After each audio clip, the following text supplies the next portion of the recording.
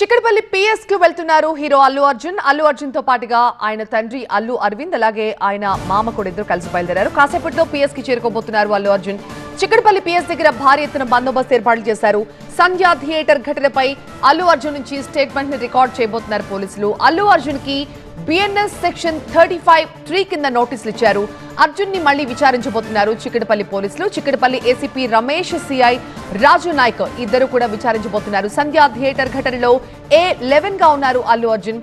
High court ఆదేశాలతో ఇవాళ అల్లు అర్జున్ విచారణ జరగబోతోంది.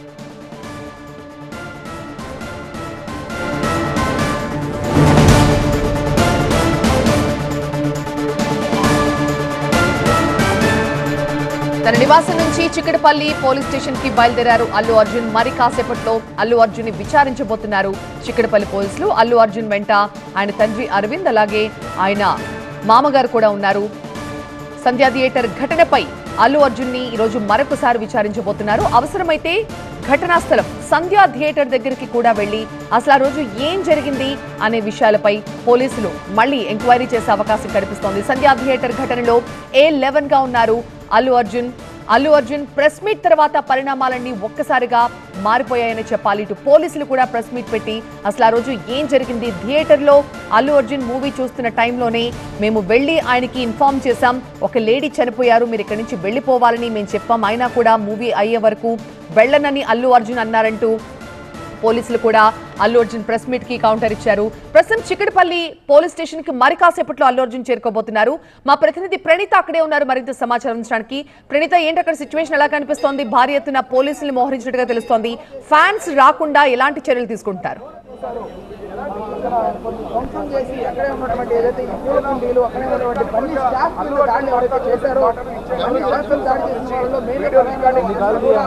చిక్కడపల్లి పిఎస్కి వచ్చేటువంటి 2 రోడ్లను కూడా పోలీసులు కంప్లీట్ గా తమ ఆధీనంలోకి తీసుకున్నారు. అటు టువర్డ్స్ మెయిన్ రోడ్ నుండి పిఎస్కి వచ్చేటువంటి రోడ్లో ఏకంగా బారికేడ్స్ సైతం ఏర్పాటు చేశారు. ముఖ్యంగా గతంలో అరెస్ట్ చేసినటువంటి టైంలో భారీగా ఇక్కడ ఫ్యాన్స్ గుమికూడినటువంటి దృశ్యాలు గతంలోనే చూసాము. అయితే ఇప్పుడు మళ్ళీ అలాంటి ఘటనలు పునరావృతం కాకుండా ఉండేందుకు పోలీసులు కేవలం మీడియాని మినహాయిస్తే మరెవరిని కూడా ఇక్కడ ఉంచట్లేదు. ఫ్యాన్స్ని ఎట్టి పరిస్థితుల్లో ఇక్కడికి అనుమతించబడమని ఇప్పటికే పోలీసులు స్పష్టం చేశారు. ఆల్రెడీ రోపార్టీ టీమ్స్ అన్ని కూడా సిద్ధం చేశారు. ఒక 10 మినిట్స్ వ్యవధిలోనే అల్లు అర్జున్ చిక్కడపల్లి పిఎస్కి చేరుకోబోతున్నారు.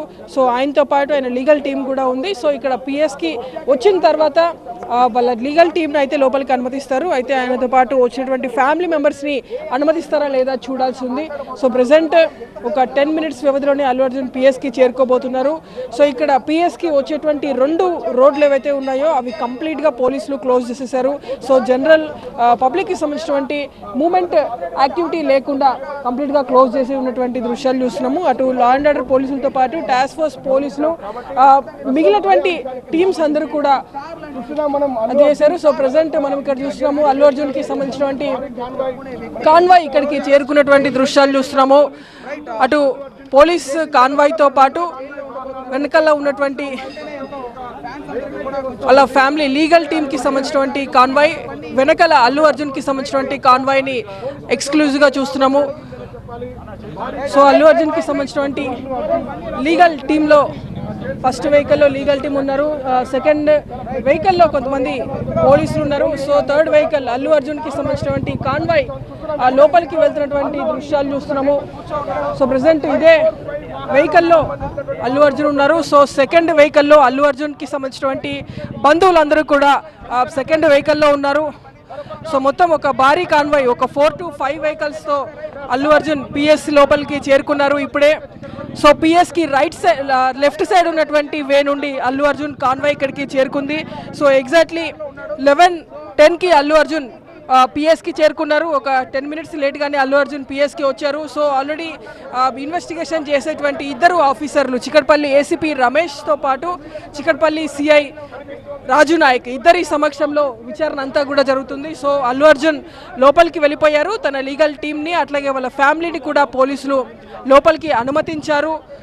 సో ప్రజెంట్ చిక్కడపల్లి పిఎస్లో ఉన్నటువంటి ఫస్ట్ ఫ్లోర్లో సిఐ క్యాబిన్ ఉంటుంది. సో అక్కడ మొత్తం ఇన్వెస్టిగేషన్ అంతా కూడా జరగనుంది. సో పోలీసులు అయితే అందరినీ కూడా లోపలికి ఆయనతో పాటు వచ్చినటువంటి టీం అంతా కూడా లోపలికి అలో చేశారు.